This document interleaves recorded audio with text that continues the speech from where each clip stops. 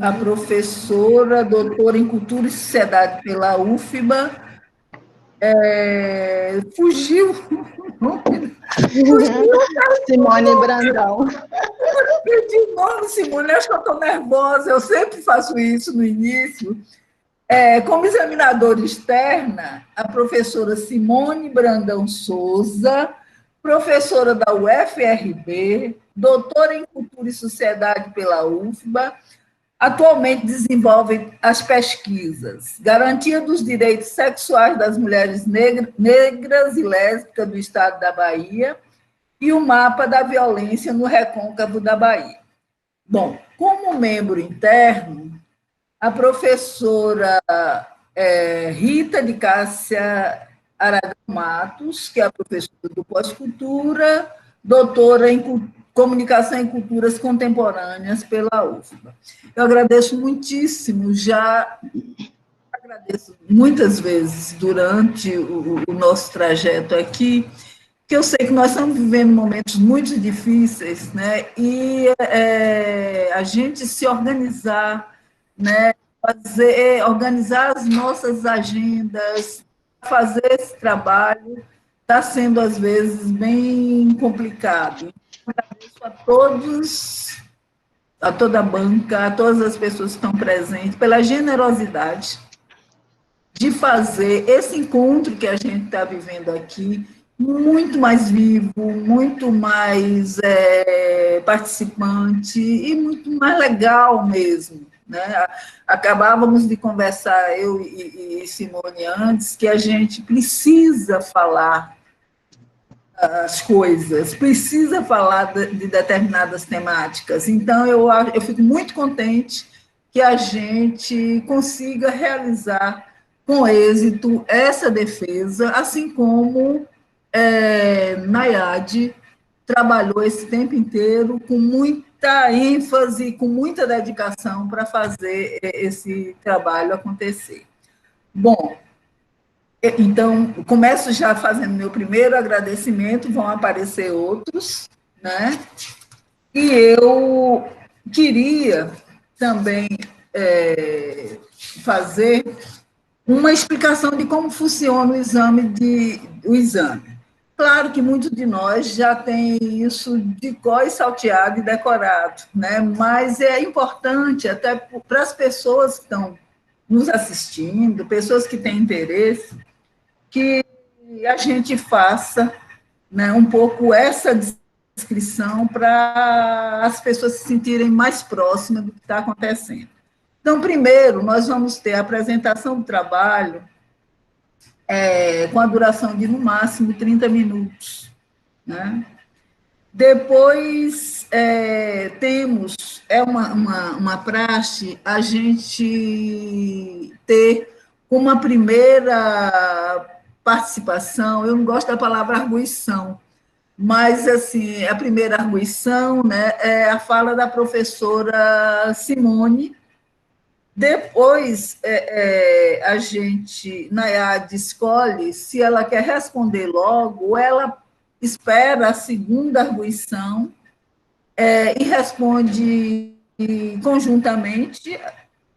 E, enfim, então, essa é a forma de participação. Depois desse momento, né, das arguições e das respostas, a banca vai se retirar para outra sala para deliberar sobre o exame, né, do ambiente, né? Porque antes a gente até, todo mundo saía, mas a gente começou a ver que é mais prático sair a banca e sai para fazer a deliberação.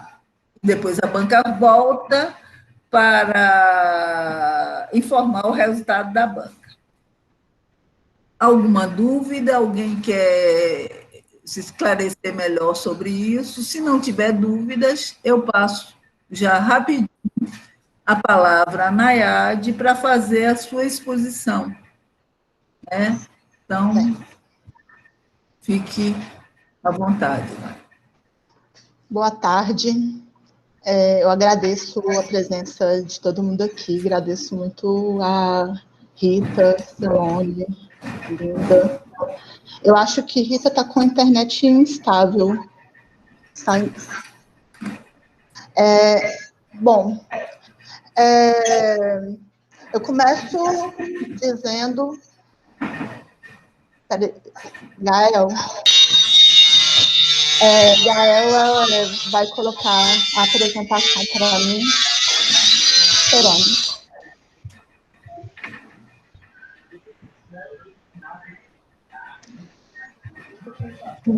Bom, eu começo dizendo que eu não tenho intenção real de fechar a discussão, dar respostas. Pelo contrário, é muito inicial, que é algo que eu aponto na dissertação, porque também, assim, ainda necessitam muitos pontos de vista a respeito dessas discussões, né?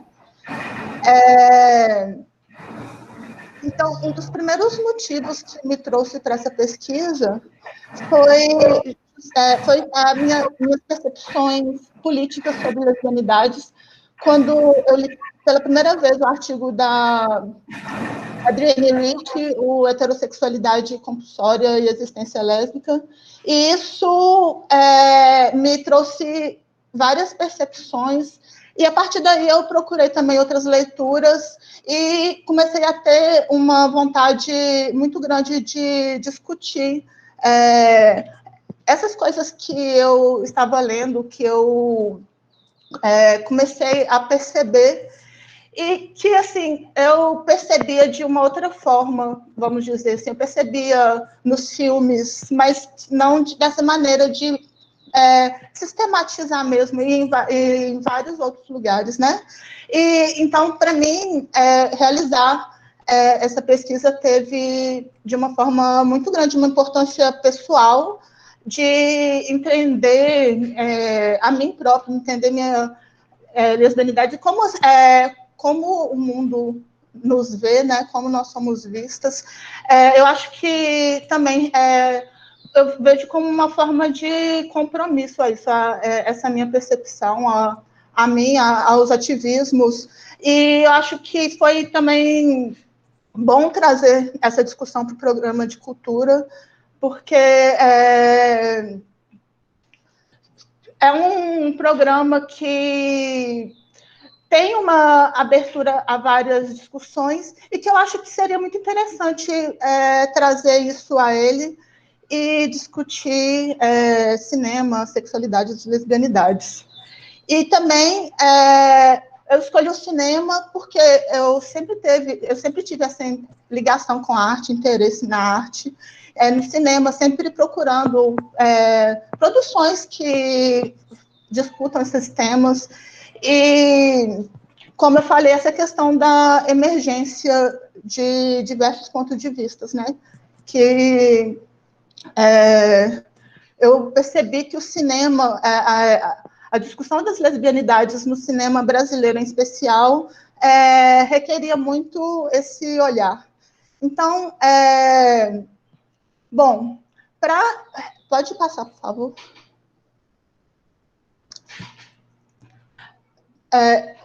Para chegar, a partir do momento que eu cheguei no mestrado, né, eu enfrentei alguns dilemas, então, que eu acho importante colocar aqui. Um dos primeiros foi a complexidade do objeto de estudo, e a maneira que os filmes discutem também.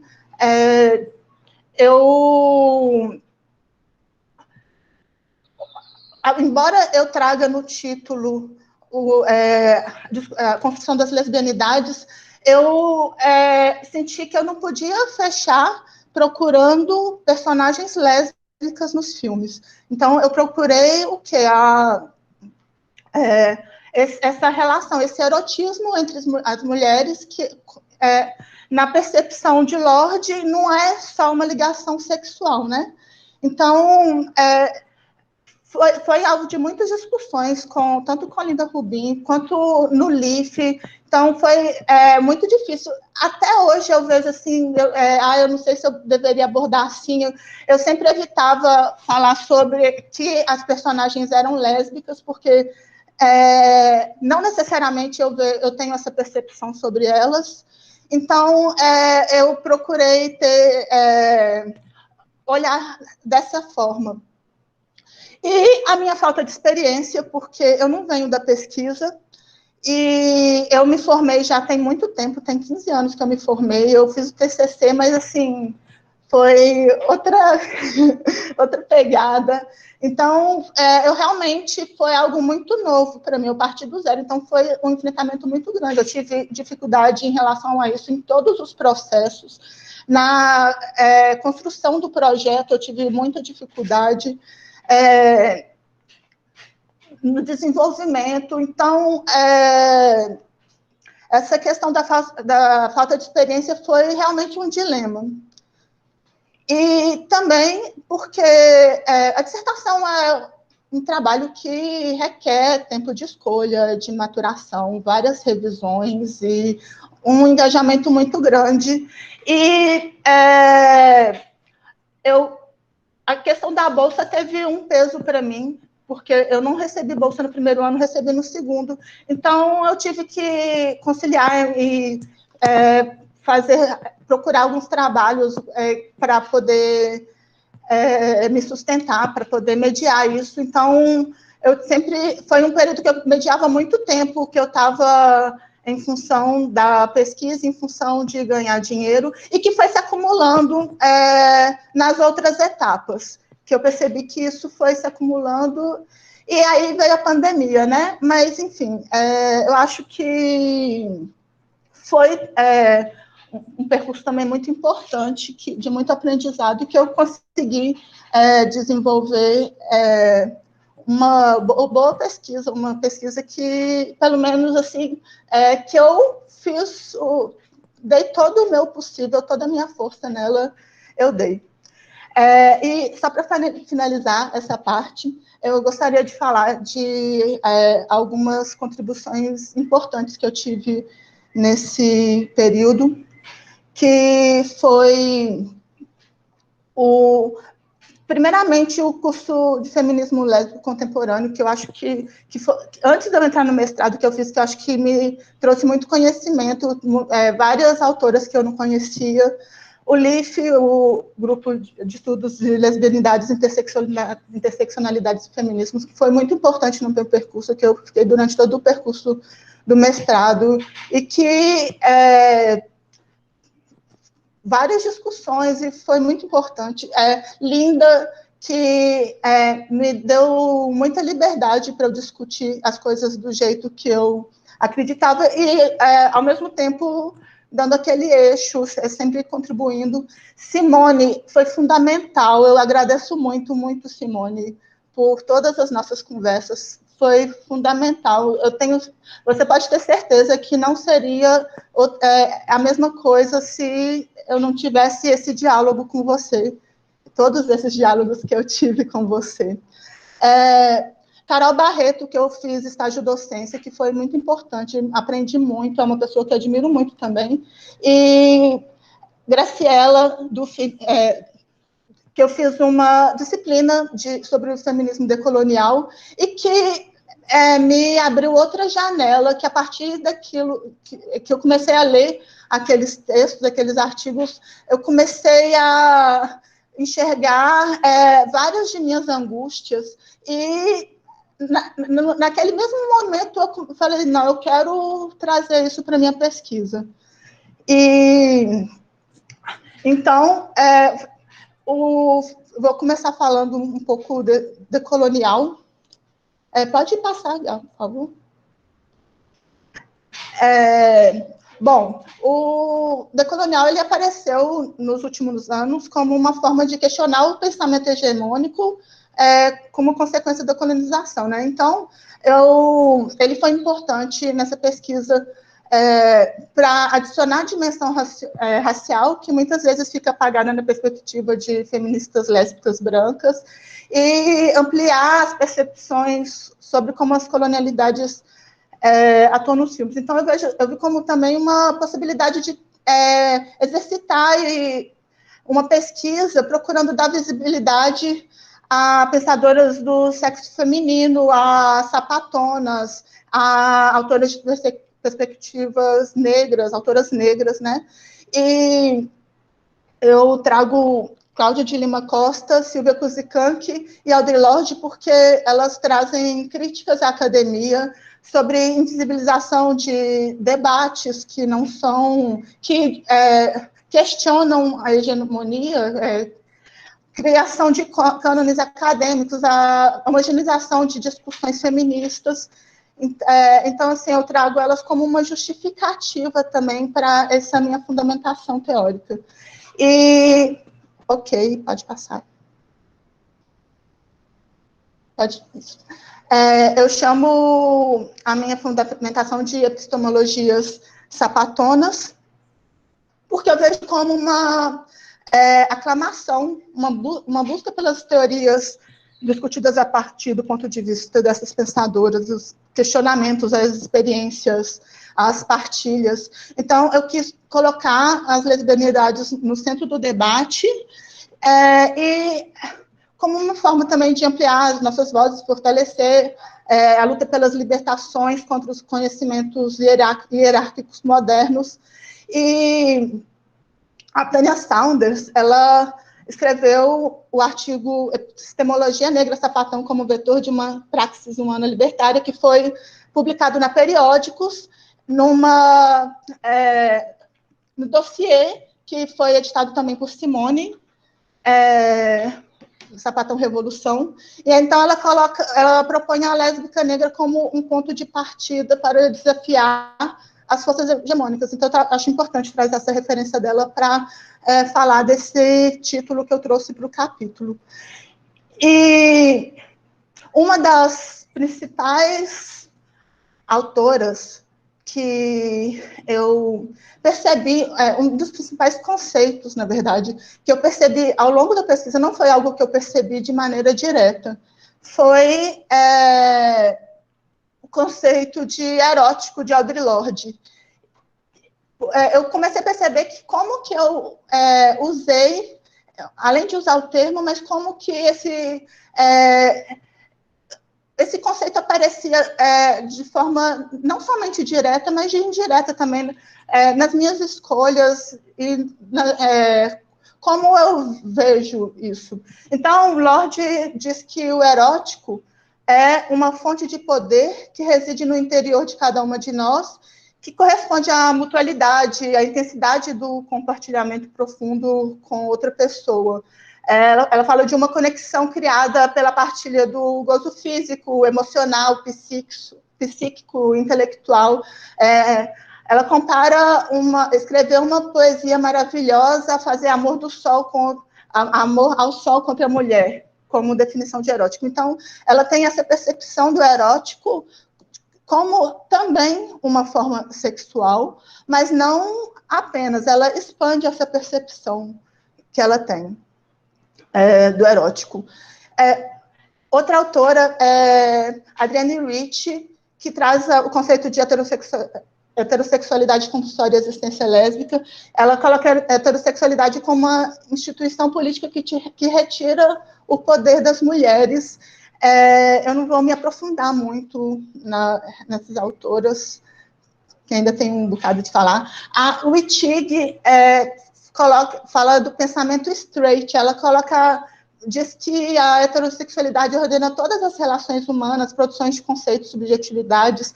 Ela fala também que a diferença sexual cria uma economia do sexo, então ela traz alguns desses conceitos, e a Saunders, ela diz como raça, gênero e sexualidade funcionam em conjunto no processo colonial para definir quem é e quem não é um ser humano, e a Curiel coloca a heterossexualidade como um regime político que perpassa a maioria das relações, produz exclusões, subordinações, e que afetam as mulheres, principalmente as lésbicas. O importante mais importante que eu acho que eu devo falar aqui sobre essas autoras é a percepção política das lesbianidades. Então, aquilo que elas nomeiam lesbianidades é uma visão principalmente política e de se contrapor também à heterossexualidade. Então, eu acho muito importante essa visão política das lesbianidades. Ok, próximo.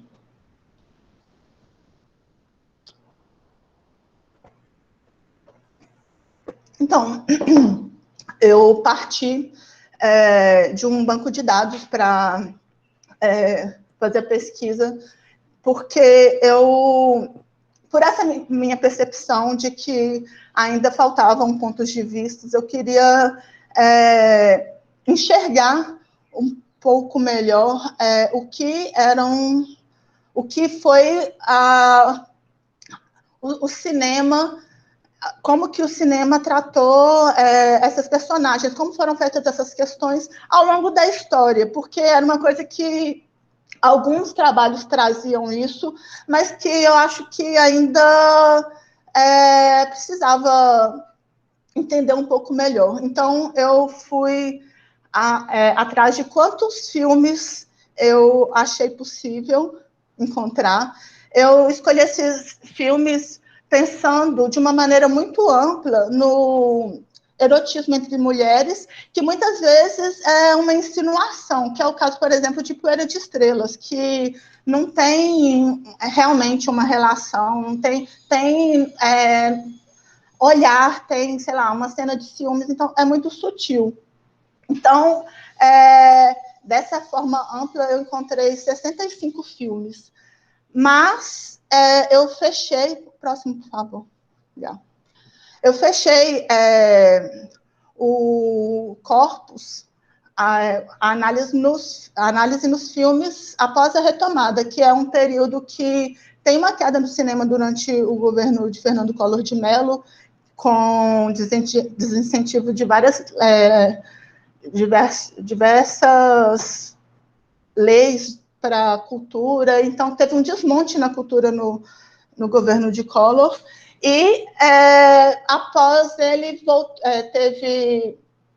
foi aprovada uma lei, eu não me lembro qual a lei especificamente, que começou a reaparecer filmes, que foi um período produtivo para o cinema, é apontado como um período produtivo, com filmes de qualidade.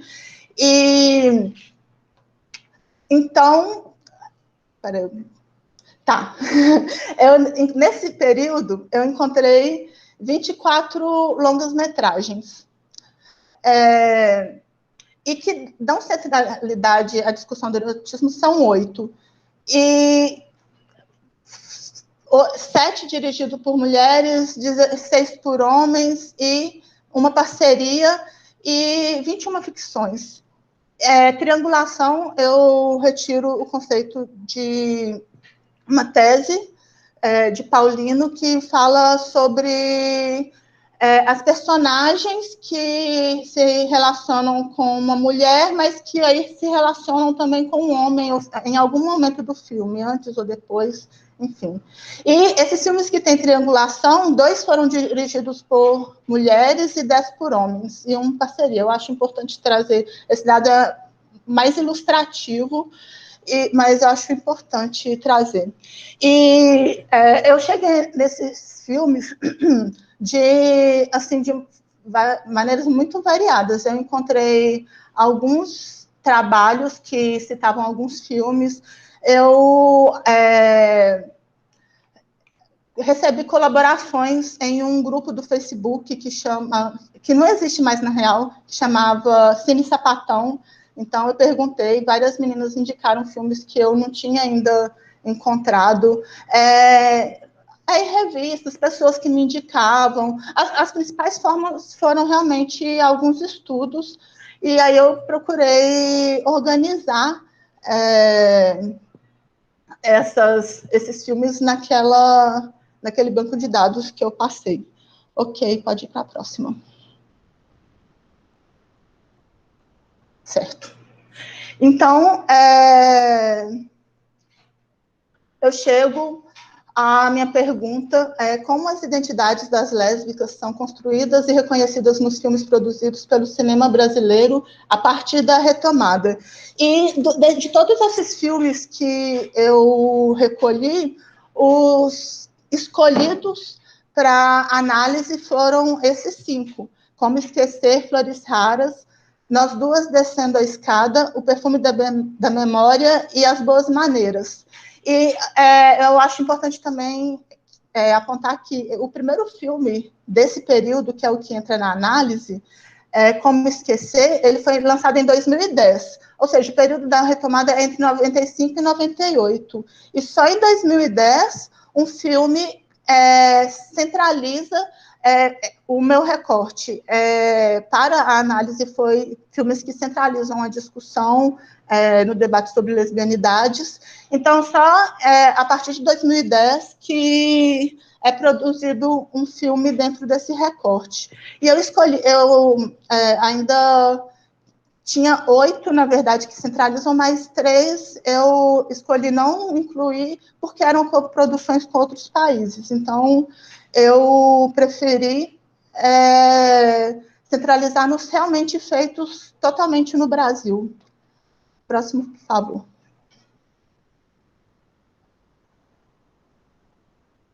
Bom, então, gente, esses títulos o título dos capítulos, tá? Nesse capítulo da perversidade e higienização, um olhar sobre o erotismo entre mulheres no cinema brasileiro. Eu pego esses filmes desses bancos de dados e eu procuro fazer um histórico com eles, tentando resgatar e vendo como o contexto histórico do Brasil e colocando esses filmes. E aí eu fecho nos filmes após a retomada e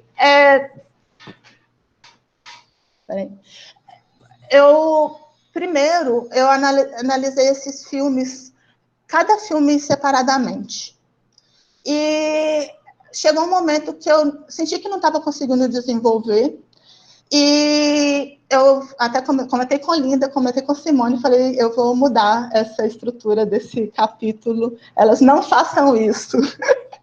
Eu fui teimosa e fiz assim mesmo, eu me dei um prazo, falei, não, se eu conseguir fazer isso aqui até, eu vou continuar. Eu achei que funcionou melhor, e aí eu resolvi separar pelos assuntos que debati, que eu encontro nesses filmes. Então, primeiro, eu trago uma visão desses filmes, das personagens, dou uma pincelada, né, no que eu enxergo nesses filmes, e aí eu comecei a fazer várias tabelas, escrevendo assim, palavras-chave do que eu encontrava, e aí eu vi o que se repetia, como que essas categorias que eu encontrei se relacionavam. Próximo, por favor. Não, é o anterior mesmo.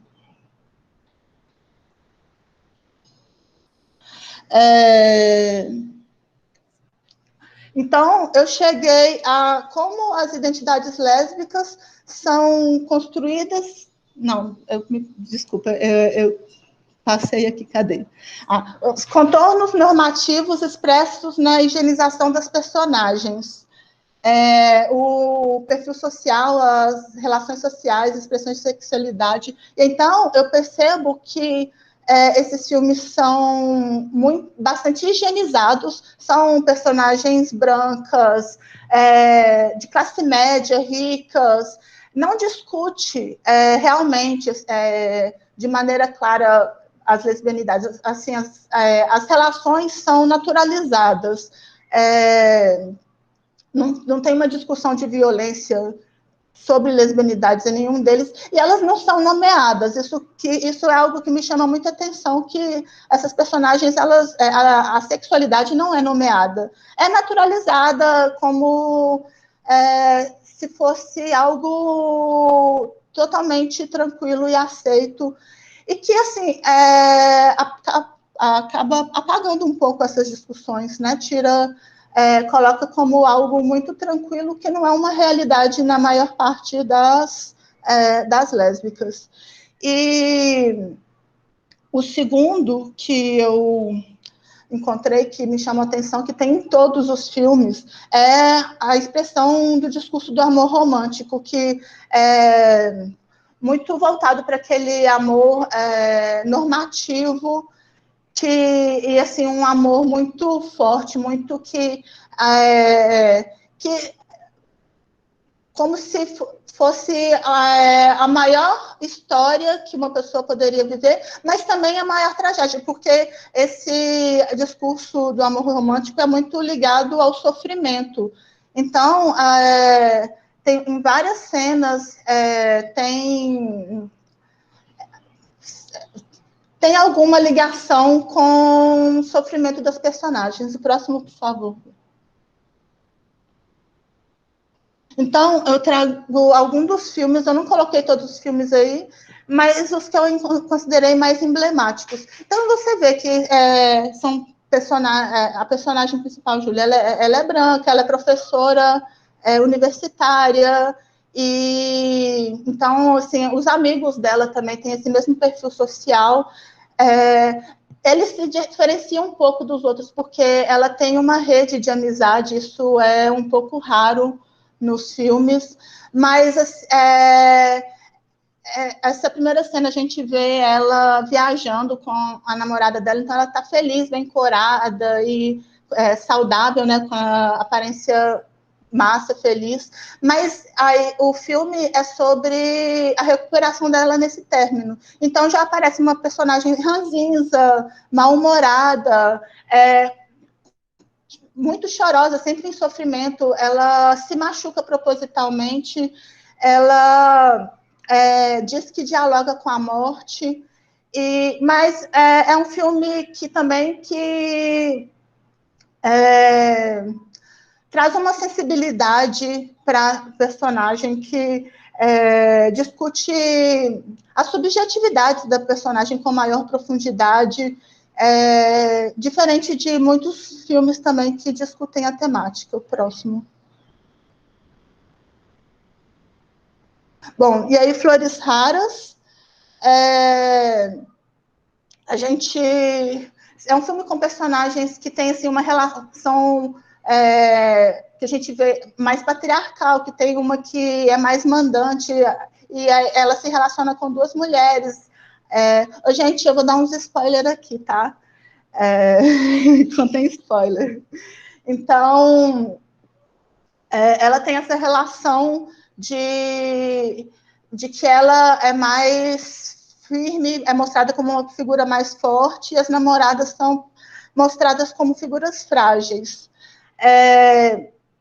Mas, quando tem esse rompimento do relacionamento dela com a Elizabeth, ela é mostrada o oposto, ela é mostrada fragilizada, internada. A gente vê que até a roupa dela parece um pouco mais feminina, e ela se mata quando vê que a Elizabeth está em outra relação e tal. Então, essa coisa do sofrimento ligado ao amor. Próximo. E As Boas Maneiras, o último filme que eu trago. A Clara, ela é contratada para ser babá do filho da Ana, que vai nascer, só que ela começa a desempenhar diversas funções, todos os serviços da casa ela tem que desempenhar, mas a partir do momento que ela se envolve com a Ana, e ela continua como empregada, mesmo tendo esse envolvimento romântico com a Ana, e ela começa a se sacrificar muito mais. Próximo, por favor. Ela começa a se sacrificar muito mais na relação. Aqui a gente vê uma cena... Esse é um filme de lobisomem, é um filme fantástico. E a Ana, ela teve um caso com um lobisomem e engravidou dele, e começa a sentir os efeitos da lua cheia. E como o médico proibiu ela de comer carne, a Clara corta a mão dela para fornecer sangue para satisfazer a Ana. E aí a gente vê nesse próximo quadro, o filho da Ana nasce, ela morre, e Clara adota ele. E aí a gente vê ele tá amamentando nela, só que o que ele suga é o sangue. Então tem sempre essa relação do sacrifício.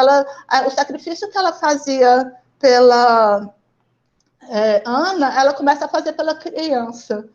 E o filme, inicialmente, ele parecia que, assim, a Clara, ela mostrava que não estava satisfeita com aquilo, mas que estava porque precisava. Mas a partir do momento que elas começam a se relacionar, isso não é mostrado mais. Parece que acaba tendo uma romantização dessa relação.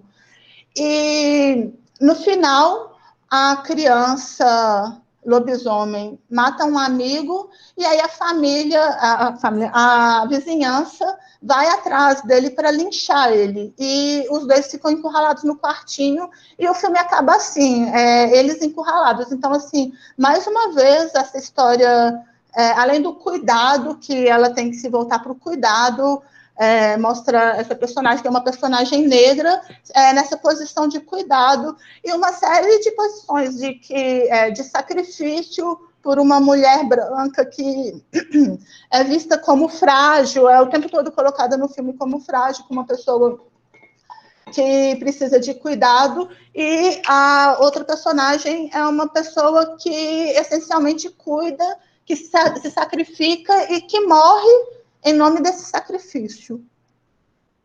Próximo, por favor.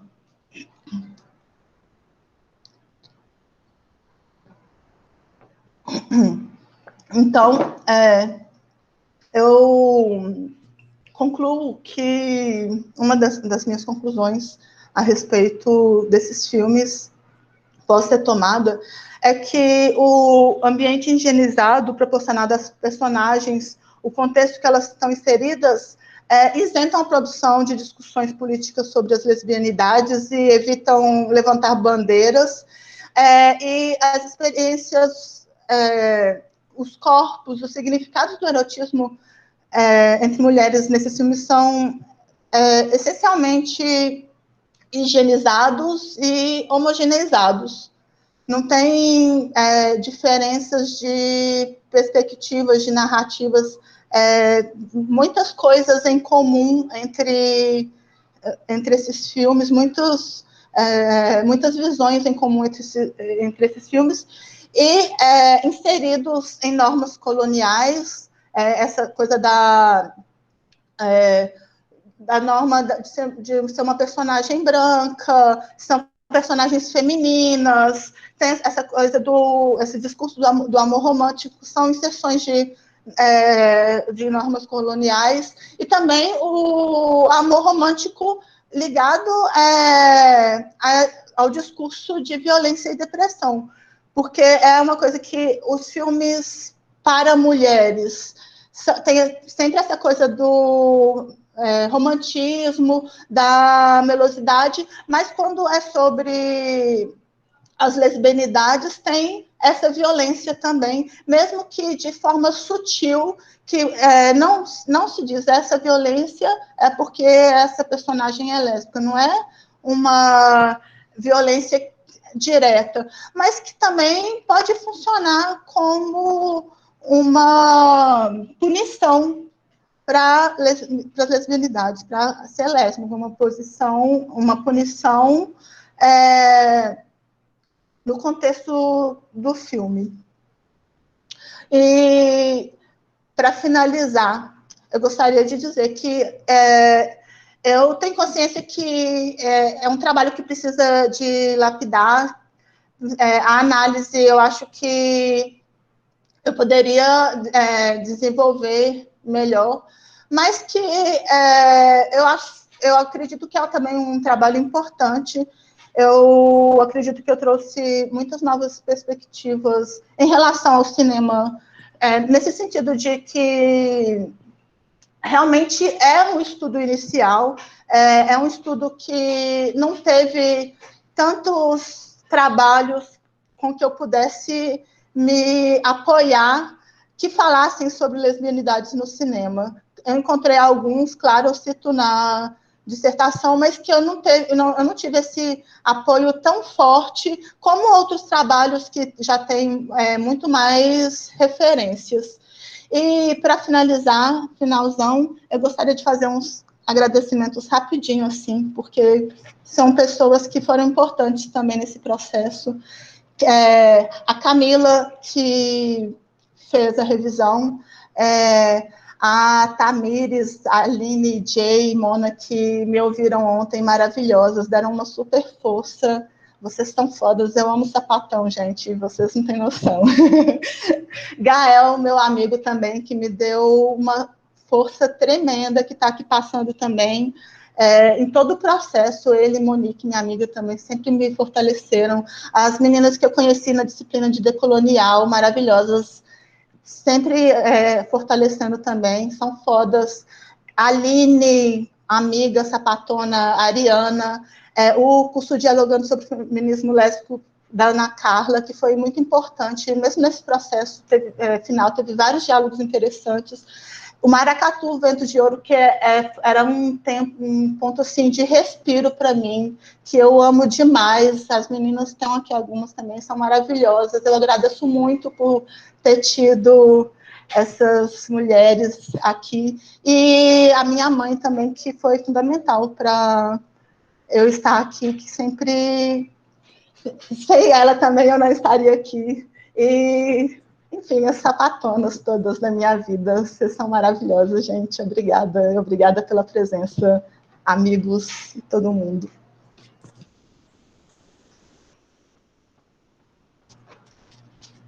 Pode tirar, Gá, por favor. As referências, gente, olha só, eu estou esquecendo das referências. Peraí, deixa eu voltar às referências. Então, olha que importante. Então, eu falei delas inicialmente, mas eu acho importante ler aqui também, foram algumas das referências mais importantes na pesquisa, que o tutorial com a alienação heterossexual, Audre Lorde com a Irmã Outsider, a Diane Rich com a heterossexualidade compulsória e existência lésbica, que me abriu para todas essas perspectivas. Tânia Saunders com epistemologia negra sapatão como vetor de uma praxis humana libertária, e Monique Wittig com o pensamento hétero. E é isso. Obrigada. Valeu. Obrigada, Nayade, pela sua exposição. Continuamos, então, com o nosso percurso de apresentação da tese. Eu quero convidar a professora Simone para fazer suas considerações, não a arguição.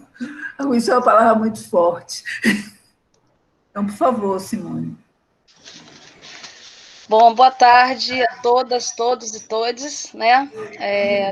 Falei um pouco difícil, infelizmente, né? Mas é um grande prazer estar aqui na banca da Nayade novamente. Eu estive no primeiro momento, né, na qualificação dela, e assim, é muito lindo ver como a Nayade cresceu, né? Não só no texto, mas na apresentação, como ela está segura, né? O nervosismo é normal, né?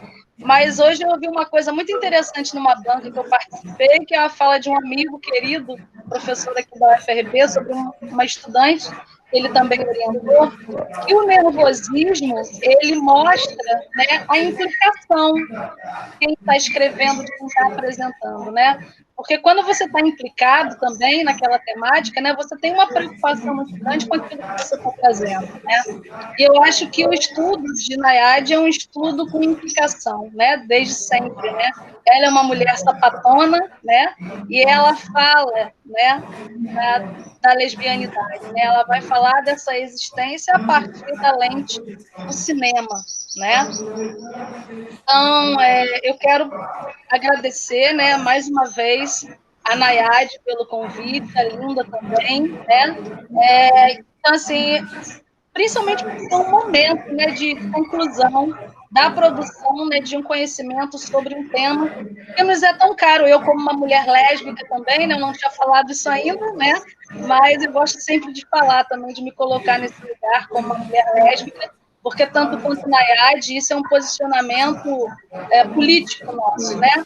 Então, quando a gente fala sobre isso, né, quando a gente escreve sobre isso, né, a gente está falando, a gente está produzindo. Dá um barulho, eu tô, não sei o que é. Acho que é. Agora acho que melhorou. Obrigada, eu estava me desconcentrando. Então, assim, eu acho que a gente está falando de um tema que é caro para a gente, né? Porque a gente sabe do apagamento, né, da invisibilidade histórica que a lesbianidade tem, né?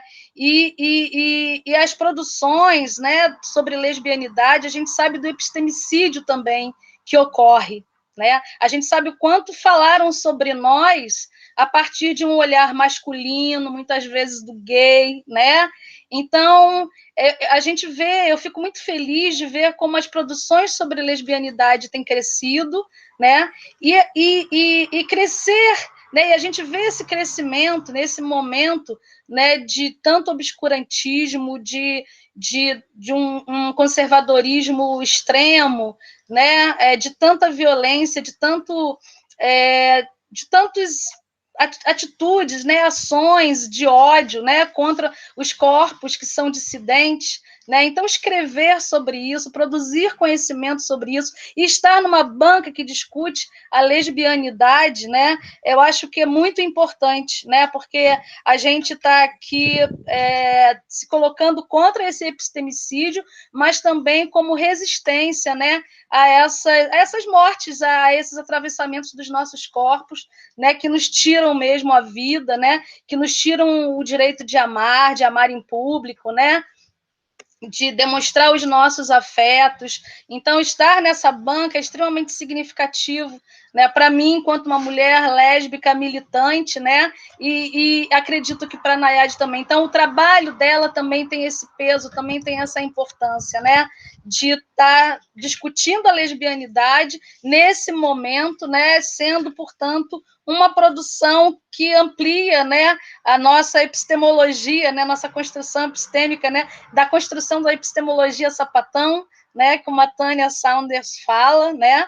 Então, a gente está ampliando isso, né? E a gente está se colocando enquanto resistência mesmo nesse mundo tão violento contra as dissidências, né? Então, acho que o teu trabalho, Nayade, tem essa potência, né, de ser resistência, né? E eu acho que é isso, é um trabalho que é implicado, né? E eu acho que você faz isso muito bem, né? Na introdução, onde você já mostra, né, como o teu interesse pelo tema, ele vem de longe, né? Desde lá, né, das suas primeiras elaborações como menina numa cidade, né, pequena, né, e como você vai construindo, vai pensando sempre sobre isso, você vai pensando sobre a tua existência, né? Então, eu acho que essa tua dissertação é meio que uma síntese, né, de todo esse processo de construção que você faz ao longo da tua vida, né? E aí, quando você se aproxima do campo da arte, da comunicação, né, você vai com esse olhar, né, tentando entender de que forma falam de nós, né? Então, você vai falar, né, de que forma o cinema representa a gente, que representatividade é essa, né, que muitas vezes eu não consigo me identificar, né, ou me encaixar, e talvez outras mulheres lésbicas também não se identifiquem, né? Então, o teu tema, né, ele está implicado na tua existência, né? Então, é um trabalho de implicação política mesmo, né, de militância, né? O que a gente não precisa nem dizer, né, o quanto é importante isso nesse momento, né, nesse tempo, né? Então, acho que é resistência, é desafio, né? Eu acho que é um pouco de tudo isso, né? E de paciência também, né? em fazer esse recorte, né, em buscar. Você fez um trabalho hercúleo, assim, né, de buscar mesmo uma série de produções que não são visibilizadas, né, e você faz um trabalho de pesquisadora mesmo, né, e você vai atrás, né, Cine Sapatão, né, vai buscando várias fontes, né, e vai fazendo esse trabalho, né, um trabalho delicado, né, de recortando o teu objeto, né, e então eu acho que, assim, olhando esse teu trabalho agora e pensando na tua qualificação, né, você conseguiu de lá para cá fazer esse recorte muito bem feito, né? A gente percebe o quanto o seu trabalho cresceu de lá para cá, né? O quanto se ampliou, o quanto ganhou um peso, né? Eu acho que ficou realmente muito potente. E aí, partindo, né, do teu resumo, eu lembro que você teve uma certa dificuldade para conceituar, né, a lésbica, né? Você me trouxe um pouco essa angústia, né? Se você usaria, né, o termo lésbica, né? Porque em algumas situações, como você já falou aqui na tua apresentação, nem sempre era explícita essa relação lésbica, né? Podia ser apenas uma relação de mulheres, né, que se relacionam afetiva e sexualmente com mulheres, né? E aí eu acho que você consegue, né, uma solução interessante, que é você estabelece o conceito do erótico, né? Você vai, né, beber desse conceito da Audre do erótico, né, da discussão que ela faz sobre o erótico, né? E eu acho que você soluciona esse problema, né, quando você fala dessa relação erótica, né, de como é que você fala do sexo feminino que se direciona eroticamente a outras mulheres, né? Então eu achei que você conseguiu assim uma solução boa para esse dilema que você estava, né? Talvez isso não seja uma coisa ainda resolvida para você, né? Mas eu acho que soluciona, né? Como, por exemplo, quando eu fiz a minha tese e eu entro no presídio pensando em discutir mulheres lésbicas e aí eu me deparo com mulheres que necessariamente não se identificavam como lésbicas, mas eram mulheres que se relacionavam afetivamente, sexualmente com mulheres, né? Então, a gente abre um pouco mais para poder dar conta de outras possibilidades mesmo de experiências, né? Ou de expressões da sexualidade entre mulheres, né? E aí eu acho que você acabou encontrando uma boa solução, né, para esse dilema que você estava. Eu acho que você faz uma pesquisa fantástica, né, que tem como resultado um banco de dados, né, para a gente, né, agora se deleitar aí, né, e que pode abrir caminho para outros estudos sobre essa temática, e isso acho que é uma grande contribuição, né, do teu trabalho, até porque você mesmo sinaliza a dificuldade em garimpar esses títulos, né? Então, você já deixa um banco pronto, né, para outros trabalhos que virão, ou até para uma ampliação mesmo do teu doutorado, se você quiser continuar se debruçando sobre essa discussão, né? E aí, na tua introdução, você faz um percurso interessante, que é ir aproximando o teu referencial teórico dos filmes, né? E você nos apresenta de uma forma assim, bastante coerente as autoras que você pretende trabalhar, né, já na tua introdução, né? Eu achei também bem interessante, né? E aí você vai aprofundar essa escolha por uma perspectiva decolonial, né, e do feminismo lésbico também, no teu segundo capítulo, né? Quando você traz autoras que são muito potentes para discutir a tua temática, você fala da construção do ser lésbico, né? Você faz uma revisão mesmo da teoria lésbica, você faz, eu acho que você faz isso muito bem, né? E depois você mergulha também no ativismo, né? Você traz também a importância do ativismo, né? Nessa construção, e aí você vai novamente se aproximando do teu objeto, né? Que é a lesbianidade no cinema, né? Mas eu acho que assim, você anuncia lá no início desse item, desse capítulo, né, a influência na construção da lesbianidade no cinema. Só que você só vai falar isso lá no finalzinho, acho que em 2 ou 3 parágrafos, né? E eu acho que ficou faltando assim uma ampliação, né? Porque você vem tratando, né, vem falando, né, dos filmes e tal, mas aí você vem falando das autoras, só que aí você deixa a gente assim com uma expectativa, né, a partir do teu título, né, que é isso, que é a influência na construção da lesbianidade no cinema. E você só vai falar disso mesmo nos 2 últimos parágrafos, praticamente, né? Então eu acho que faltou um pouco você ampliar, né, isso que você anuncia. Então, ou você não anuncia isso no teu título, né, ou você amplia lá essa tua proposta, né, no texto, né? No terceiro capítulo, né, acho que você faz um percurso do cinema, né? Você vai trazendo desde a década de 40, né? Muito interessante você traz essa discussão histórica, né?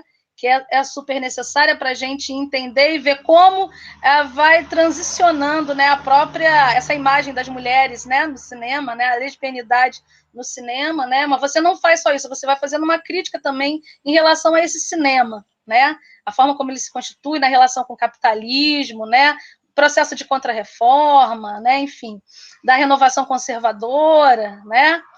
E aí eu acho que você consegue mostrar para a gente esse olhar moralista, né? De objetificação, de fetichização sobre a mulher, né? E eu vejo que você, ao analisar a época da ditadura, você incluiu Zé Paulo, né? Zé Paulo Neto, que eu tinha sugerido, né, na tua qualificação, e eu acho que ficou bem interessante também, né? Embora ele seja um autor que faz uma discussão no serviço social, mas ele faz naquele trabalho dele uma crítica muito interessante desse período, né, de 64, na ditadura, né, e fazendo essa discussão também da cultura também, nesse período, né, como ela é atacada também, né, e achei legal, gostei de ver o teu acolhimento, né, a sugestão, achei que ficou interessante. E aí, no teu capítulo 4, né, você vai mergulhar, né, nos títulos que você se propõe a estudar, né, você traz para a gente uma descrição dos filmes, das personagens, né, acho que de uma forma, assim, bem explicativa, né, você introduz a gente bem nos filmes, né, quem não viu consegue já começar a ter, assim, um panorama do que é, né, e aí você também explica, acho que de uma forma sintética, mas dá para a gente compreender como você vai fazer a sua análise fílmica, né? Que metodologia você vai utilizar para isso, né? Eu acho que metodologicamente isso é bem interessante, né? Porque você expõe para a gente as categorias, né? Ou os elementos que você vai analisar, né? Que são o teu fio condutor, né? E eu achei que você fez isso de uma forma bem acertada ali, não ficou aquela coisa maçante da metodologia no capítulo, né, e tal. Você vai, na verdade, construindo isso e trazendo para a gente como foi esse percurso metodológico ao longo do teu trabalho, sem necessariamente isso estar num capítulo assim único, né? E eu gostei também dessa tua escolha, né? E aí eu acho que o quinto, né, é meio que assim, a cereja do teu bolo, né? É onde você, de fato, se aprofunda, né, na forma como a lesbianidade é absorvida, né, é abordada, né, a partir do perfil, né, das relações, né? E aí, eu gostei também da forma como você constrói, e aí, no sexto, você já traz um olhar mais crítico, né, sobre as lacunas que os filmes ainda deixam, né, sobre a lesbianidade, né, quer dizer, você mostra como já passou tanto tempo e a gente ainda continua com um olhar enviesado, equivocado, né, e cheio de questões sobre a lesbianidade, né.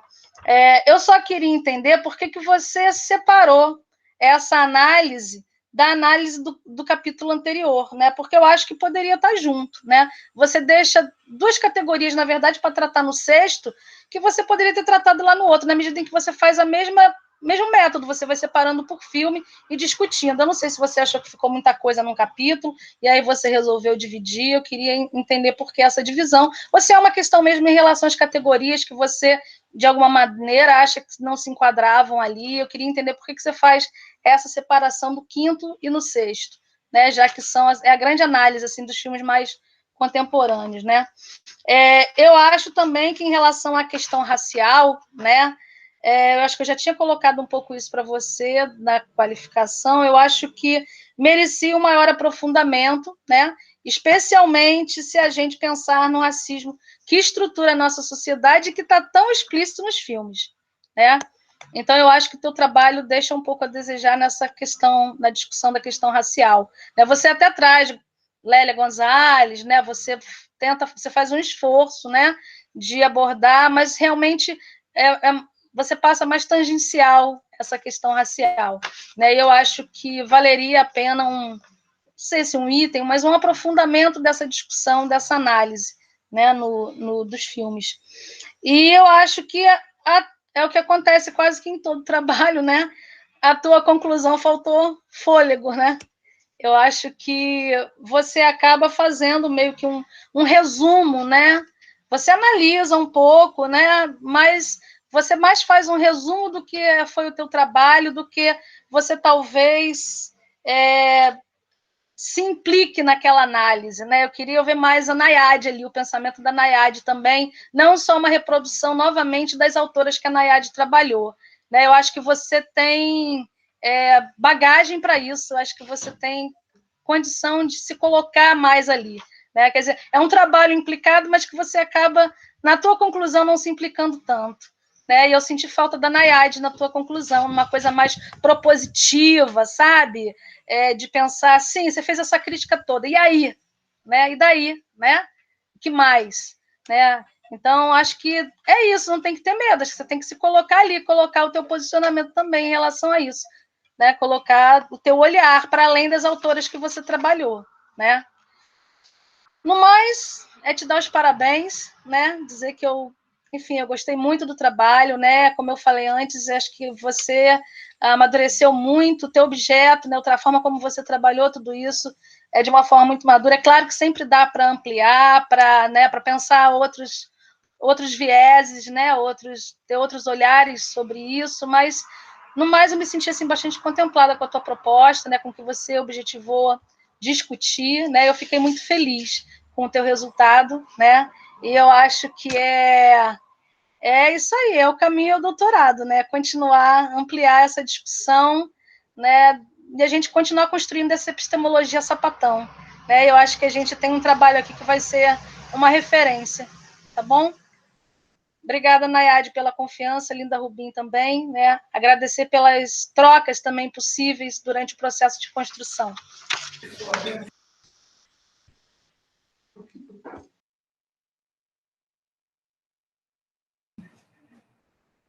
Muito obrigada.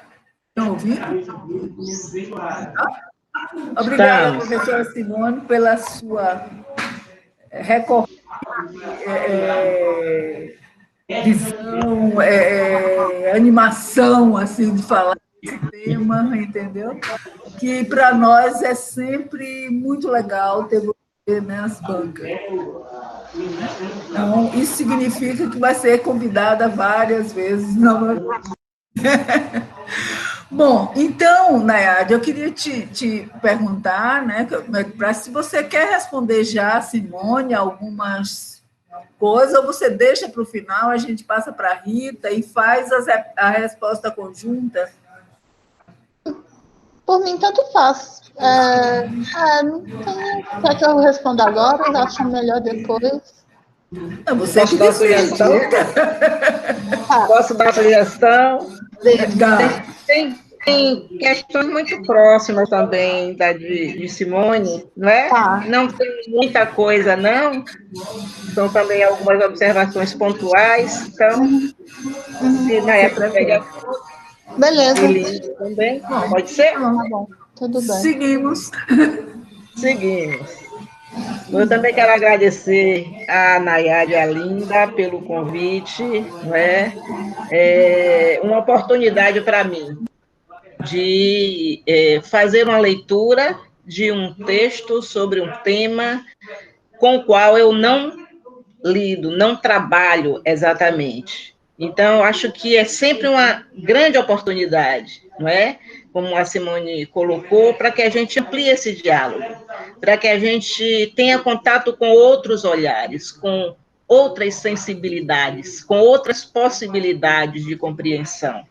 Então, antes de tudo, e nesse agradecimento à Nayade e à Linda, eu quero dizer que foi para mim uma oportunidade de transitar, não é, a partir desse olhar tão sensível, não é, da Nayade sobre um tema que, para mim, é o tema fundamental, é o tema dos direitos humanos, é o direito à vida, é o direito ao amor, não é? É o direito de sermos todos implicados no outro. Eu acho que essa é a grande questão. E Simone colocou essa questão do silenciamento. A questão do silêncio é um tema para mim, não é? O silenciamento de exclusões, o silenciamento de possibilidades outras, não é? E nesse trabalho eu vejo o rompimento do silêncio, não é? Eu vejo a possibilidade de dizer, não é? E dizer numa dissertação de mestrado, dizer numa tese de doutorado, para mim, sobretudo em temas como o que Nayade traz, é uma ousadia. Nayade foi minha aluna em metodologia, né? E lá, pela primeira vez, eu tive contato com a proposta de pesquisa dela, e ali eu percebia uma vontade muito grande, né, do enfrentamento, né? E isso aparece desde o primeiro momento, quando ela começa já lá na apresentação, colocando, a Simone já falou sobre isso, não é? Eu vou me repetir aqui em algumas coisas, fui anotando e riscando algumas coisas para não ser tão repetitiva, mas achei extremamente sensível, não é? A sua narrativa, a narrativa de si mesma, não é? E de que maneira você foi tecendo, não é, o seu desejo de realizar esse trabalho. Desde lá, menina do interior, indo para Belo Horizonte, né, chegando a Salvador, e enfrentando todas essas dificuldades que a gente sabe que não é nada fácil. Então, antes de tudo, Nayade, parabéns, né, a você e a Linda por esse trabalho. Um trabalho bonito, um trabalho sensível, um trabalho que traz esse olhar, tá? Antes de tudo isso. Eu risquei algumas coisas, mas certamente que vou me repetir em algumas, porque Simone fez uma análise muito cuidadosa, não é? Ainda assim, em doutorado é pior, porque são 4 e às vezes a gente é o quarto, né? a falar. Então, enfim. Fiz aqui algumas anotações. Então, o teu amadurecimento, a Simone foi da sua banca de qualificação, eu não fui, mas fui sua professora em metodologia, e vejo esse grande salto que você deu de lá, daquele momento em que a proposta do seu estudo ainda estava verdinha, não é?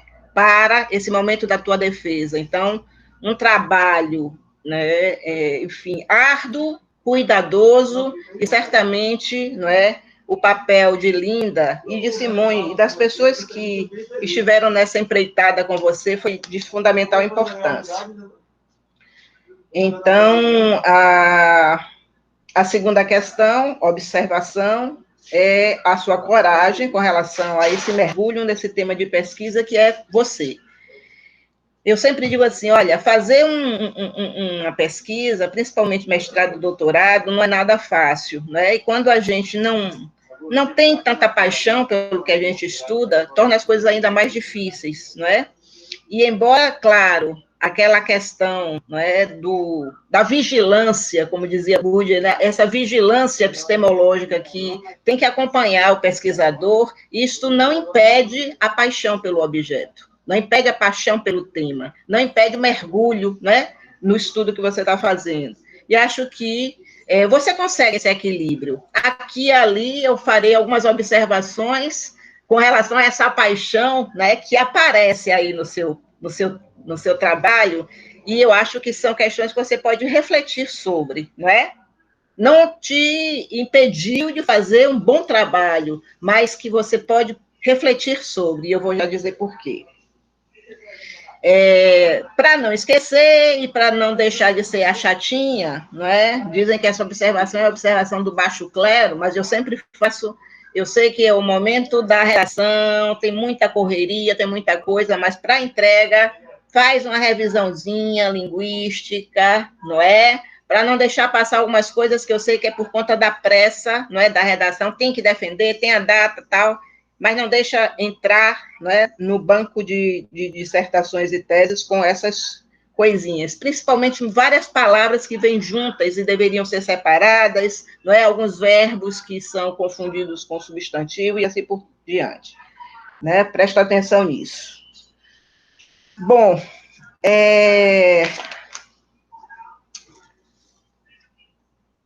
Quero fazer mais um elogio também. É muito comum nas dissertações e teses, sobretudo, né, a gente ter muito elogio aos autores e quase nenhuma crítica. Não é? Essa que a gente crítica aos autores. Estão me ouvindo bem? Estão me ouvindo bem? Está me ouvindo bem, Nayade? Eu ouço você falando, pensando que eu estou te ouvindo bem, mas aí depois parece que você está falando e eu não ouço. Tá. Mas, vou repetir. Eu estava dizendo que é muito comum a gente ter muitos elogios e nenhuma crítica a qualquer autor. E eu achei importante, não é? A retomada de Simone de Beauvoir, por exemplo, não é? Estou dando só um exemplo de uma crítica que você faz, não é? De uma autora que é importante, não é? De uma autora que traz contribuições importantes, mas você faz uma crítica, não é? A Simone de Beauvoir pela perspectiva que ela tem das mulheres lésbicas. Eu achei muito interessante isso, né? Que você possa, não é, respeitosamente, não é, trazer uma autora que é importante para a questão dos estudos feministas, mas que você faz uma crítica, e uma crítica consistente. Eu quero elogiar também isso, não é, num determinado momento do seu trabalho. Bom, eu confesso que quando eu li, não é, o seu resumo, não é, a sua proposta, eu fiquei um pouquinho preocupada, porque eu achei a amplitude, não é, do teu objeto, não é, para uma dissertação de mestrado, não é, caso fosse uma tese de doutorado, que a gente tem 4 anos, mas para uma dissertação de mestrado, eu achei muita coisa para dar conta em pouco tempo, não é?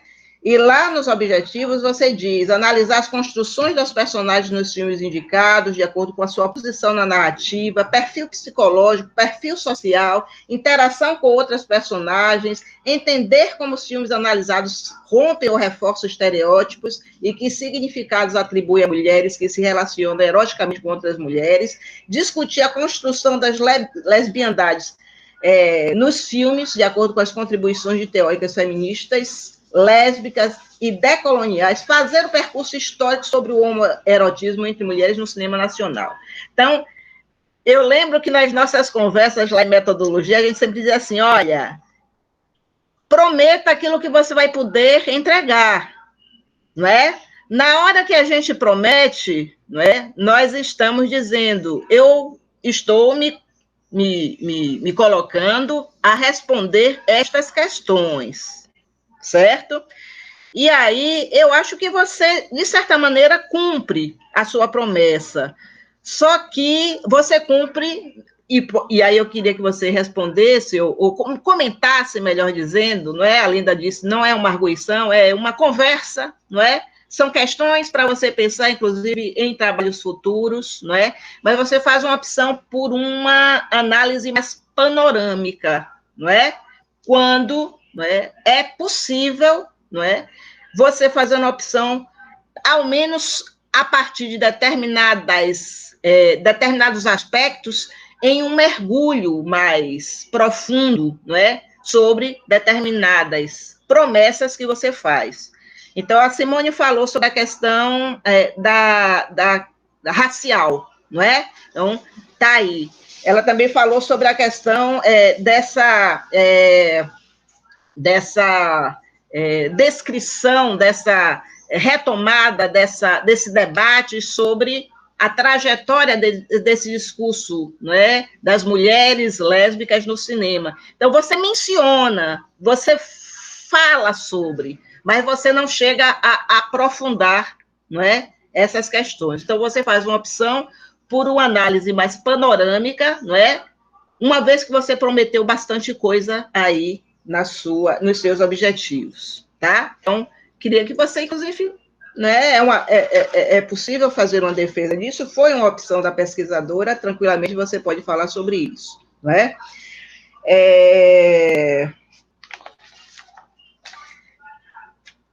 Com relação à metodologia, não é? E aí a Simone também falou sobre isso, não é? Acho que você faz uma análise descritiva bastante cuidadosa, não é? Mas por conta, talvez, desse volume de informações, de terem sido 5 filmes, não é? E várias personagens, não é? Alguns aspectos das narrativas fílmicas, dessas posições das personagens, né, poderiam ter sido, né, melhor exploradas. Quer dizer, você poderia extrair de determinadas questões que são postas pelos filmes algumas consequências importantes para seu trabalho. Um dos exemplos, né, que eu poderia dar em relação a isso, por exemplo, deixa eu ver aqui, que eu anotei, não é?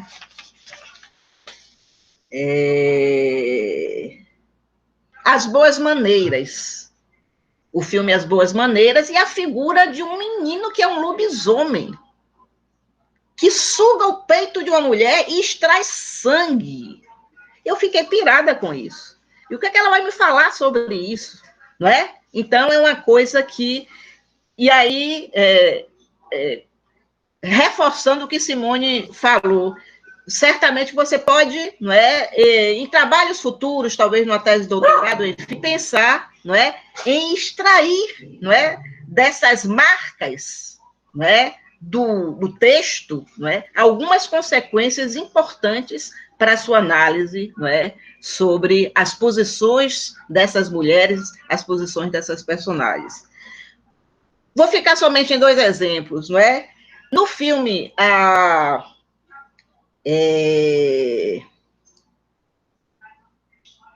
Flores Raras, não é? Você menciona, e na sua apresentação você traz isso novamente para ver como é importante na sua leitura, e você está atenta a isso, essa mudança que acontece com a personagem, não é, de Glória Pires, como é o nome da personagem dela? E ela, não é? Ela tem ela passa por uma transformação, não é? E eu acho que isso seria muito interessante, não é, de um olhar mais, talvez se você tivesse mais tempo, talvez fosse a possibilidade de você ficar mais atenta, não é, a extrair, não é, dessas marcas algumas consequências para a sua análise, não é, dos filmes e das interpretações. Eu vou ficar nesses 2 exemplos, tá? Teriam outros, mas enfim. Então, para mim, essa é a questão mais importante na leitura que eu faço do teu trabalho, tá? Que é uma observação de que você faz uma descrição bastante cuidadosa, bastante detalhada, mas algumas marcas, né, desses textos, destes filmes, você poderia, não é, pensar em algumas consequências teóricas mesmo, não é? À luz dessas teorias decoloniais, dessas autoras tão interessantes com as quais você dialoga, você lançar luz, não é, sobre essas marcas, que é o seu principal objetivo, tá bom? E aí, uma sugestão também, não é, e aí mais de organização, seria bom para as pessoas que vão ler o teu trabalho, acho que você vai ter um bom público leitor, não é? Estou vendo aqui pelo número de pessoas que estão assistindo a sua defesa, que lá nas referências você pudesse, se você achar interessante, para o leitor, para a leitora, eu acho, pelo menos para mim, é bacana. Você fazer uma divisão entre a filmografia, né, que você levanta, e as referências bibliográficas, não é? É didático, né? Quando as pessoas forem ler o seu trabalho. E aí, uma questão pontual, mas para mim é muito cara, já que você faz a referência, não é? Há um momento da sua dissertação que você faz uma observação em relação ao impeachment de Dilma Rousseff, não é? E você faz referência à questão, não é, do preconceito, com relação à presidenta da República, faz uma referência à tese de Fernanda Argolo, não é? E você diz assim, para a autora, se referindo a Fernanda, esse resultado é fruto não só da crise econômica que atingiu a América Latina, a queda de Dilma, mas dos escândalos de corrupção que envolvendo membros do governo, mas também devido à categoria gênero, e discursos de subalternização da mulher que permearam e determinaram as percepções sobre sua gestão. É isso, sim. É isso sim, mas o fundamental na queda de Dilma, não é uma linha somente, mas que é uma coisa, para mim, tão importante que não apareceu aí, que é como se você estivesse aqui justificando a queda de Dilma por uma questão de gênero, e a gente sabe que não foi somente isso, não é? Uma linha apenas, para dizer que foi uma questão de enfim, de um movimento, não é, imperialista, de um movimento da elite ou das elites brasileiras, não é, contra, não é, um avanço, ainda que não fosse essa coisa toda para muitos, inclusive, né, para aqueles mais à esquerda, mas esse foi o real motivo, né? Então, para não ficar até uma coisa, né, um vácuo aí no seu trabalho, uma linha para você dizer isso, tá bom? Eu não poderia deixar passar isso em branco. E aí, assim, em alguns momentos, essas são as duas últimas observações finais, depois eu vou falar somente da conclusão também. Em alguns momentos do seu texto, Nayade, e aí me responda, é uma provocação, tá? Eu sinto uma certa glamourização. É interessante isso. Você fala, não é, sobre a dor, não é, sobre o preconceito, sobre uma certa asepsia, né, que termina por envolver as personagens, né, nos filmes, mas em alguns momentos, inclusive em diálogo com certos autores que você escolhe, eu percebo uma certa... Me responda se eu estiver errado, pode ser uma leitura equivocada minha. Uma certa glamourização também dessa posição, né, da mulher lésbica. E aí eu vou citar, às vezes a gente escreve, mas não percebe, mas o leitor percebe, não é?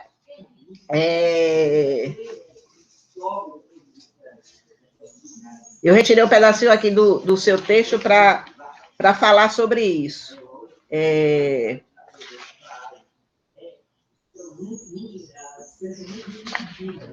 Só um momentinho que eu estou procurando aqui.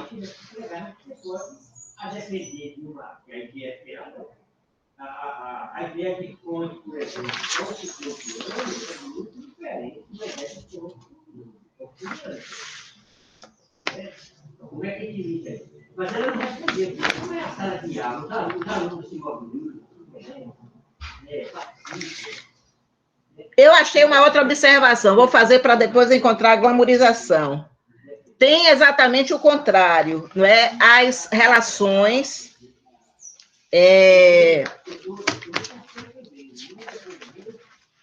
entre homens, a questão da mulher, tá? Vamos colocar assim.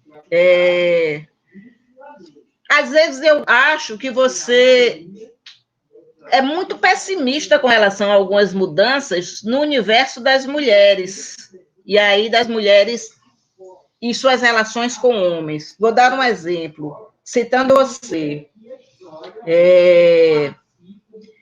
Em sua análise na sociedade heterossexual, você está citando, né? Os homens se apropriam não somente da reprodução e produção das mulheres, mas também de seus corpos por meio do contrato matrimonial. Verdade. No entanto, aí veja, né, a coisa da marca da sua posição também. No entanto, em qualquer espaço, as mulheres são consideradas como propriedade dos homens e devem, portanto, permanecer disponíveis sexualmente, e por isso se faz urgente destruir os sexos como realidade sociológica. Às vezes, contundente demais em relação a essa relação, você está entendendo? Então, em qualquer espaço, as mulheres são consideradas como propriedade dos homens. Eu pergunto, será? Será que a gente não avançou nada também com esses homens horrorosos? Não é? aqui e ali, esse pessimismo aparece, não é? Deixa eu ver se eu acho exatamente o contrário, né? Da glamorização. É que eu escrevi aqui. Achei. É lá pela página 36, tá? O que constrói uma mulher consiste na existência de uma relação com um homem, que implica em obrigação pessoal, física e econômica, na qual as lésbicas escapam. Página 36. Provocação, viu? E eu fico me perguntando, é certo, a gente pode até dizer que nós ainda vivemos numa sociedade extremamente machista, e basta ver a violência contra a mulher, os números estão demonstrando isso, não é? Mas, e você é muito crítica em relação a isso, não é? Essas violências, muitas vezes, também se repetem nas relações entre homens, gays, e mulheres também. E aqui você diz que, por isso que eu estou dizendo, aqui e ali, embora você seja crítica com relação, não é, a um tratamento, não é, asséptico dos filmes, mas aqui e ali você termina embarcando numa certa glamorização também. É uma provocação que eu estou te fazendo, tá? E aqui na página 36 é uma marca, não é, dessa sua posição.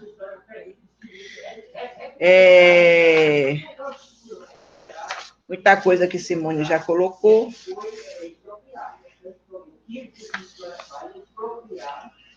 Bom, vou concluir, né, mencionando a conclusão. Simone, tinha algumas outras coisas aqui, mas já foram ditas.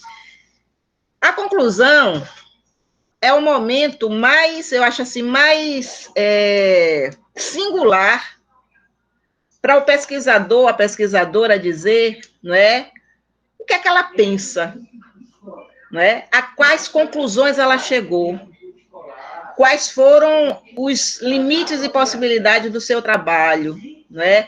Quais são as possibilidades de novos trabalhos, eu sempre digo isso também. Um trabalho ele é importante por aquilo que ele diz e pelas portas que ele abre para novas pesquisas, para novos estudos.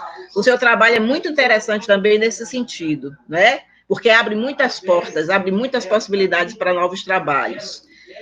No entanto, não é, na conclusão, você traz muito mais as referências, não é, teóricas do que se coloca. A Simone já falou sobre isso também, não é? Então, seria, eu acho que muito interessante que você retomasse, não é, essa conclusão, que você desse menos importância, vamos chamar assim, neste momento, as citações de autores, o que você já fez, já fundamentou bem o teu trabalho ao longo, né, de todo o percurso, e agora que você se colocasse, né?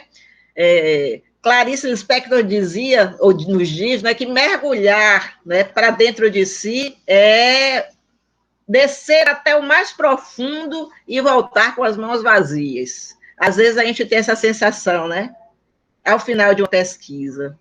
Mas isso é, ao mesmo tempo, maravilhoso, não é? Porque são as respostas inconclusas, em aberto, com novas possibilidades de outras respostas, não é? Mas que você abre aí no final, e essa também é a riqueza do teu trabalho. Mostra isso, né? Você pode mostrar isso, você tem potencial para mostrar isso. Seu trabalho é um trabalho muito interessante, muito importante, não é? No nosso programa, eu acho que se não o primeiro, mas um dos primeiros, não é, a abrir essa porta, não é, de análise, de caminhada. Então, eu acho que você pode fechar, não é, de uma maneira mais pessoal, não é, mais biográfica em relação àquilo tudo que você apresentou aí ao longo do seu trabalho. Então, mais uma vez, parabéns, não é? Parabéns pela sua força, parabéns pelo seu empenho, parabéns à Linda e à Simone também, que estiveram com você nessa caminhada, não é? Firmes e fortes. E vamos vencer o machismo, vamos vencer, né, todas as formas de opressão, porque nós somos mais do que humanos, nós somos maravilhosos. E aí, aqui está o contrário. Vamos nessa. Firme.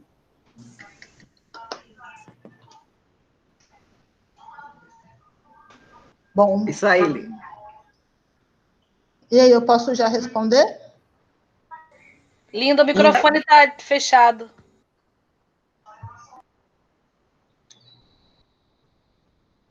Ele parece que tem autonomia, né? Tem. Gente, então agora vamos passar para a Nayade responder. Eu não vou nem perguntar se você vai responder a Rita individualmente, né? Mas porque você responde as duas agora, né? Já te Então, vamos para as questões de Simone e de Rita. Né? Bom, você tem as duas agora. Fecha o microfone aí, por favor.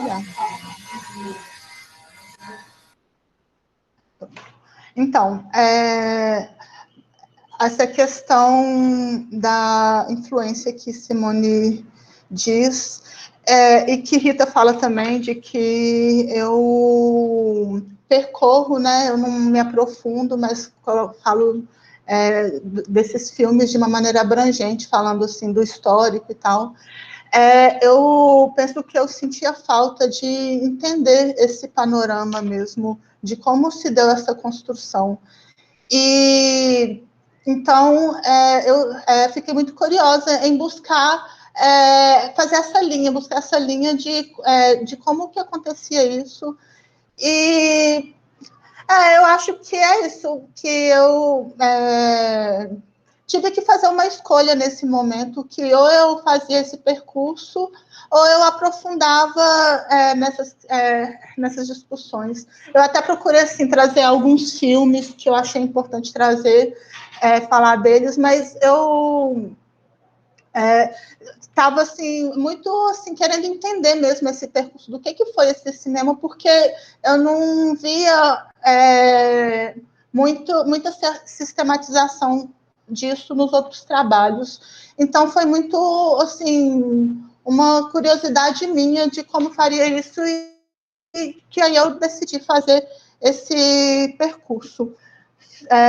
Sobre a divisão dos filmes na análise, bom,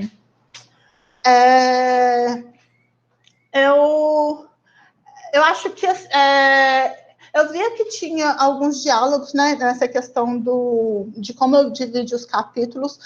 Aquilo era um capítulo e ficou muito longo. E eu realmente poderia discutir junto, mas eu vi questões que dialogavam mais, pelo menos nessa forma que eu enxerguei, eu vi alguns diálogos mais nessas duas categorias. Mas, assim, é claro, por exemplo, quando eu falo da questão da normatividade, da higienização, que isso também tem super dialoga com a questão do romantismo, do amor romântico, inclusive várias violências, isolamentos. Não sei, eu acho que pode ser uma maneira de pensar, de que eu posso repensar também, com certeza. Mas foi, assim, uma maneira que eu enxerguei e que, também respondendo a outra questão, essa questão de aprofundamento e da conclusão, né? Que foi também uma questão de como eu consegui fazer as coisas. Porque eu senti que, realmente, esse ano de 2018 fez muita diferença a questão da Bolsa para mim, e aí parece que as demandas foram sendo empurradas, e que aí, na conclusão, acaba que, eu acho que também nas análises, acaba chegando, eu tentava, assim, essa conclusão eu escrevi, já tinha escrito ela uma outra vez, numa outra escrita da análise, aí quando eu reescrevi, eu escrevi de novo, mas que eu acho que essas outras demandas que acabaram trazendo essas consequências de... muitas vezes eu sentia assim, que eu estava fazendo tudo muito correndo, muito, nossa, mas já eu tenho que a qualificação, aí vai a qualificação, assim, super correndo, e aí já fiz a qualificação atrasada, e aí vai, assim, sempre nessa demanda. Então, foi uma questão pessoal mesmo. E aí, a pandemia, né, que mudou completamente minha rotina. Eu ia todo dia para a UFBA e tal, então eu tive que me reorganizar. Então, acho que isso teve muita influência nessa questão do não aprofundamento. E pode ser também uma insegurança, essa questão de não me colocar muito. Eu acho que com maior reflexão, e agora com as colaborações, né, eu acho que é um momento massa para eu repensar isso, retrabalhar essas sugestões de vocês. A questão racial, que assim, eu realmente acho que é muito importante, eu também senti falta em vários momentos, e o que eu percebi que foi também eu não sei, foi uma falha, que eu não consegui trabalhar, porque não é uma coisa que eu deixei de pensar, mas, assim, principalmente nesse histórico, assim, que estava dentro do cinema, não tinha personagens negros. Tinha personagens negros no último filme, que eu tentei fazer essa análise mostrando, amarrando essas questões raciais.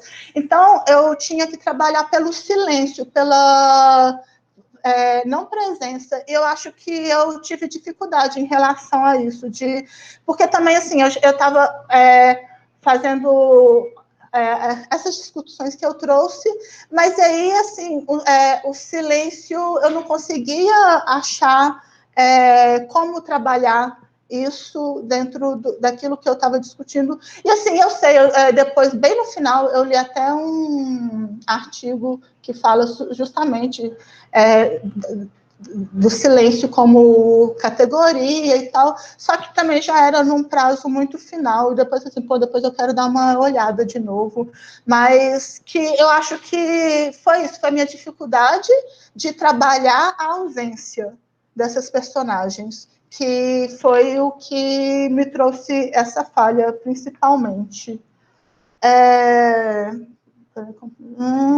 Essa questão do objeto muito amplo,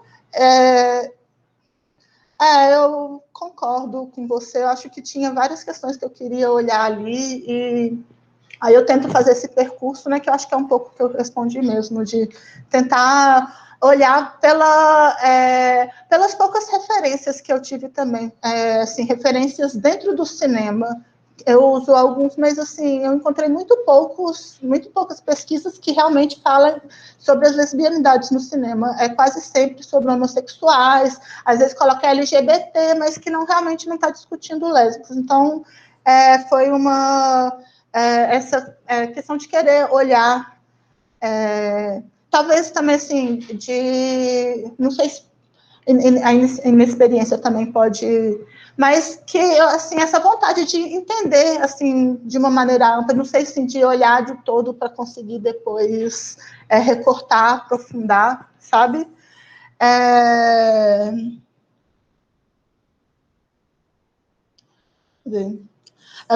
Cadê?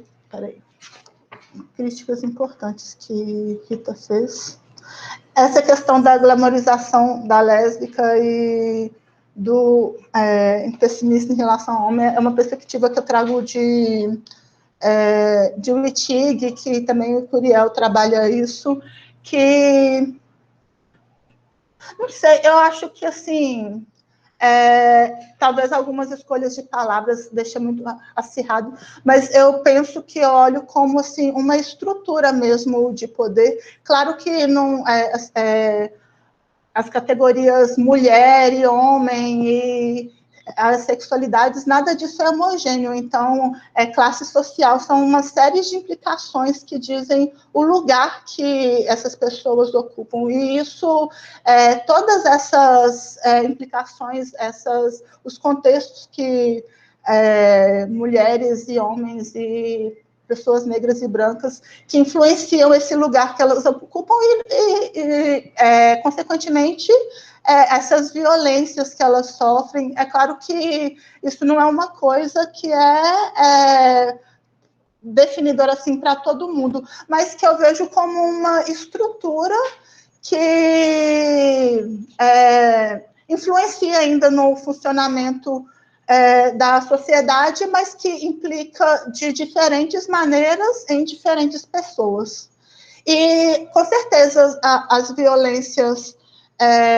existem violências também em relações homossexuais, porém, eu vejo que essas violências não partem de um lugar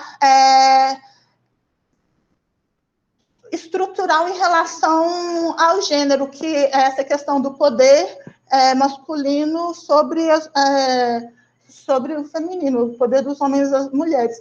Então, as relações homossexuais, os gays, as lésbicas, eles estão dentro dessa estrutura toda que a gente vive. A gente aprende a se relacionar também dentro desse contexto heterossexual. E aí eu trago assim, uma visão que da Lorde, por exemplo, que fala dessa mutualidade, mas que não... claro que não é uma coisa assim, as relações lésbicas, as relações gays são uma maravilha, o achado, porque as pessoas têm... também vêm de lugares diferentes, de posições de poder diferentes, e a gente é criado dentro dessa estrutura de poder. É dentro disso que a gente aprende a se relacionar. Então, o que Lorde traz, eu acho que é muito mais uma proposta, uma possibilidade, uma visão de o que a gente pode ser, o que a gente deve buscar, aprender a se relacionar dentro de construções que nós mesmos criamos, do que das construções que estão postas e que nós somos colocadas. Eu não sei se faltou alguma coisa para falar. Conclusão. É isso. Conclusão. Eu acho que é isso, e as outras questões eu acolho.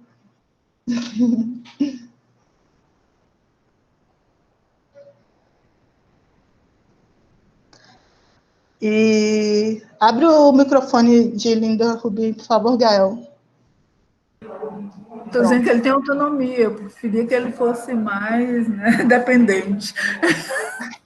É porque quando estava apresentando, está um som de fundo aí, e aí o administrador tem poder de colocar mudo, para deixar só a pessoa que está falando com o microfone ligado. Bom. Agora é ir para outra sala, né? Eu só queria dizer uma coisa bem pequena em relação a isso. Eu não sei se já faz algum tempo que sempre que eu ou estou nesse papel de orientadora ou participo como banca, né, e a gente acompanha essas discussões, eu fico com uma sensação muito grande de como é que a gente está se relacionando com o tempo. Em que medida, né, há uma sintonia entre o nosso desejo, né, em relação a um trabalho que se quer fazer e o tempo que a gente tem para fazer esse trabalho, né? Isso, para mim, é uma coisa assim, cada vez está ficando mais séria, né? Inclusive tão séria a ponto de também na sua realização, na sua relação, enquanto orientador orientando, né? Como lidar, né? De repente, com o orientando que vem com um sonho de trabalho, né? Que é um trabalho que vai exigir um tempo enorme, né? E, ao mesmo tempo, o que é que acontece?